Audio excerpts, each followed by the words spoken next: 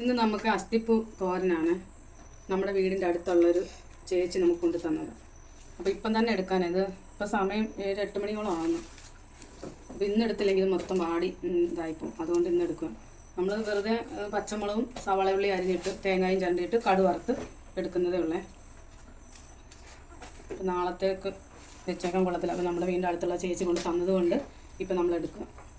നല്ല ടേസ്റ്റുള്ളൊരു പൂവായത്. ഇതിങ്ങനെ എടുത്ത് കളയണമെന്ന് ചേച്ചി എന്നോട് പറഞ്ഞിട്ടുണ്ട്.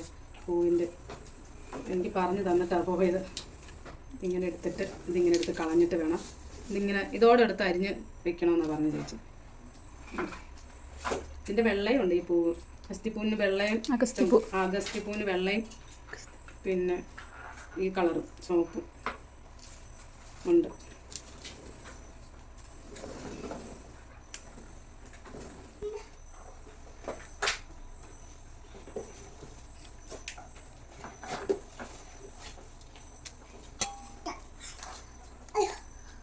ഇതിൻ്റെ പേരെന്താ മോനെ? അഗസ്തിപ്പൂ അല്ലേ? അഗസ്തിപ്പൂ. തേങ്ങയും ചുരണ്ടിയിട്ട് പച്ചമുളക് അരിഞ്ഞ് സവാളയും വെളുള്ളി അരിഞ്ഞിട്ട് വെറുതെ തേങ്ങ ചുരണ്ടിയിട്ട് കടുക് വറുത്തിട്ട് ആവി പൊള്ളിച്ചാൽ മാത്രം മതി. തോരൻ റെഡിയാകും.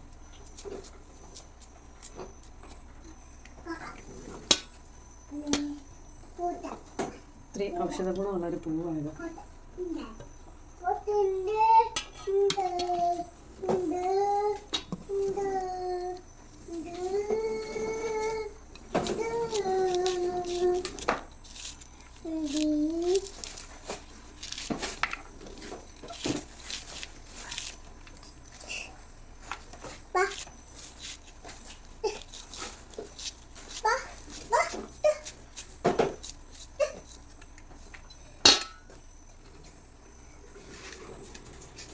നമുക്ക് മുളക് ഇത്രയേ ഉള്ളൂ, കുറച്ച് മുളകേ ഉള്ളൂ. പക്ഷെ നല്ല എരിവ് വേണമായിരുന്നു.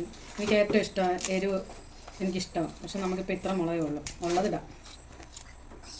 മാറിയിരിക്കും മോനെ.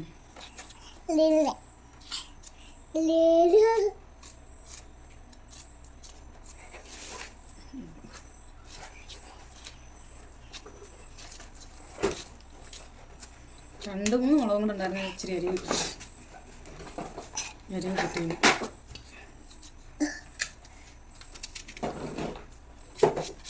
സവാള അരിഞ്ഞ്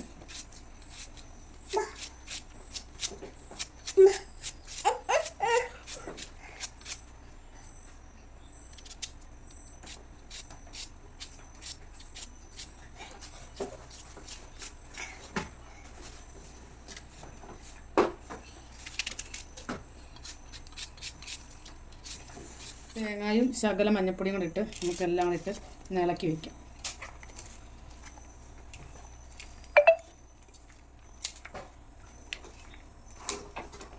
തേങ്ങ കുറവാണ് മോനെ.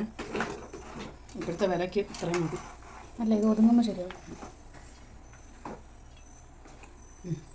നമുക്ക് അരിഞ്ഞ് വെച്ചത് നമുക്ക് കൊടുക്കാം. നമുക്ക് ഗ്യാസൊന്നുമില്ല, എല്ലാം തീർന്നു. കുറച്ച് ദിവസമായി വന്നിട്ട് അതുകൊണ്ടെല്ലാം മനസ്സിലായി. അത് വെക്കുന്നതാണ് ഏറ്റവും നല്ല ടേസ്റ്റ്. അത് വേറെ സത്യം. ഒട്ടും വെള്ളം ഒഴിക്കണ്ട. നമ്മളിങ്ങനെ അടച്ച് വെച്ചിരുന്നാൽ മതി. നല്ല ചെറിയ തീയിൽ ആവി കയറി ഉണ്ട്. അതുപോലെ കണ്ടോളൂ. ഒരാവി മതി. വേണം നല്ല തീയൊന്നും വേണ്ട. നമുക്ക് വൈകിട്ട് നമ്മുടെ വീടിൻ്റെ അടുത്തുള്ളൊരു ചേച്ചി കൊണ്ട് തന്നതാണ്. ഇപ്പോഴാണ് ഞങ്ങൾ നടന്നു പോയി കുറച്ചിട്ട്.